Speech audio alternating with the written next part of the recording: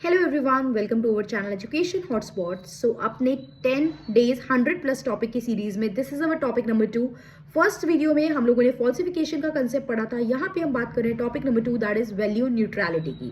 Value neutrality एक simple सा concept है जिसका मतलब है कि जब भी देखिए इसको ज़्यादातर आप when you are doing a research हम उसमें काउंट कर सकते हैं. यूनिट 2 में इसको आप लोग यूनिट 2 जो रिसर्च वाला टॉपिक है वहाँ पे हम इस वर्ड को देखते हैं that while doing a research एक रिसर्चर को या एक सोशोलॉजिस्ट को अपनी जो पर्सनल बिलीव्स है, अपनी जो पर्सनल वैल्यूज हैं. देखिए एक सोशोलॉजिस्ट किसी एक कास्ट से आता है, किसी एक क्लास से आता है, किसी रिलीजन से आता है, किसी व्यू पॉइंट से आ सकता है, किसी आइडियोलॉजी को सपोर्ट कर सकता है, किसी व्यू पॉइंट या आइडियोलॉजी के फेवर में हो सकता है. लेकिन जब आप रिसर्च कर रहे हो, जब आप इन्वेस्टिगेट कर रहे हो अबाउट द सोसाइटी, तो आपको अपनी personal values, personal view point, personal believe system को अलग रख के चलना है. आपकी ये जो पर्सनल व्यू पॉइंट है, अगर आप इसको जो है रिसर्च में आगे लेके जाओगे, आपकी रिसर्च इससे इन्फ्लुएंस होगी, तो वो एक एक्यूरेट एंड अप्रोप्रिएट रिसर्च नहीं काउंट की जाएगी. तो आपकी रिसर्च इन सब चीजों से इन्फ्लुएंस नहीं होनी चाहिए. आपको फैक्ट को वैसे प्रेजेंट करना है जैसे कि वो है, ना कि जैसा आप चाहते हो, जैसा आप सोचते हो.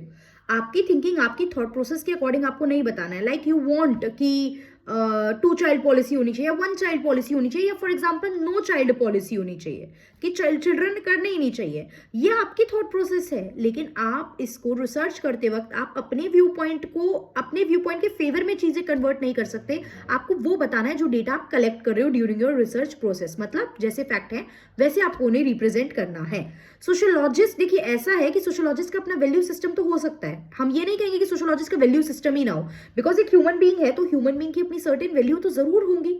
आप सोशोलॉजिस्ट हो, आप रिसर्च करोगे, उस टाइम पे आपकी अपनी वैल्यू सिस्टम जरूर होगी, लेकिन आपको उन्हें कंट्रोल करना, आपको उन्हें ब्रैकेट में रखना ड्यूरिंग योर रिसर्च आपको आना चाहिए.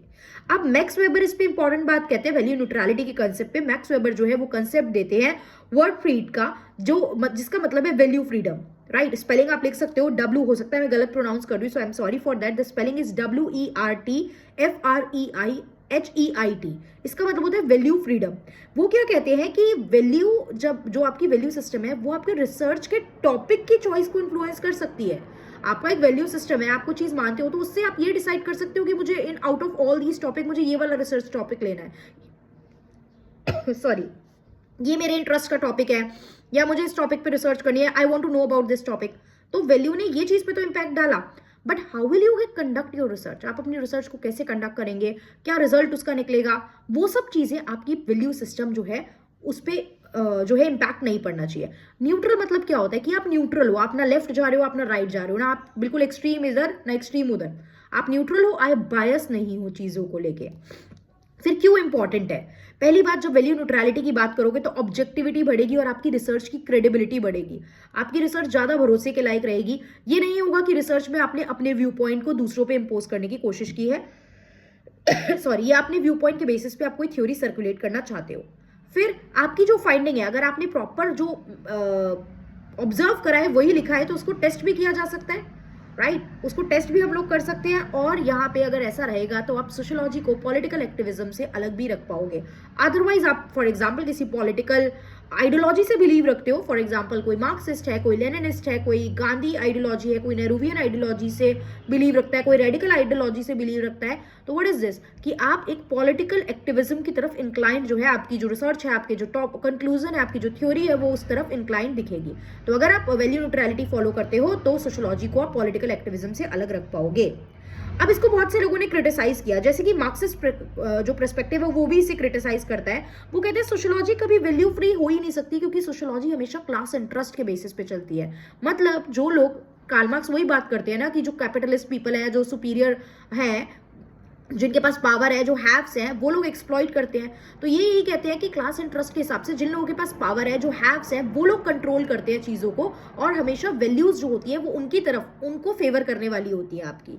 फेमिनिस्ट पर्सपेक्टिव क्या कहता है? फेमिनिस्ट पर्सपेक्टिव हर बात पे ये कहता है कि मेल डोमिनेंट वैल्यू है. तो यहाँ पे जो है वो यही कहता है कि जो हमारी सोसाइटी में ऑलरेडी एग्जिस्टिंग वैल्यू है, they are male dominant. Neutral की हम बात करें तो न्यूट्रल में वुमेन के एक्सपीरियंस को तो हम देखते हैं कि ज्यादा एग्जिस्ट ही नहीं करते, they are silent.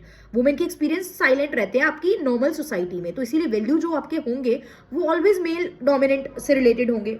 Post modernist विचारधारा के लोग क्या कहते हैं, वो ये कहते हैं नॉलेज तो सोशली कंस्ट्रक्टेड होती है, सोसाइटी में आप कैसे इंटरेक्ट कर रहे हो, कैसे लोगों के बीच में रह रहे हो, उससे आपकी नॉलेज शेप होती है, राइट उससे आपकी नॉलेज शेप होती है। बुक में सब लोग सेम चीजें पढ़ रहे हैं, स्टिल सबकी आइडियोलॉजी बिलीव सेम होती है, बिकॉज वो सोशली कंस्ट्रक्ट हो रही है आपकी नॉलेज।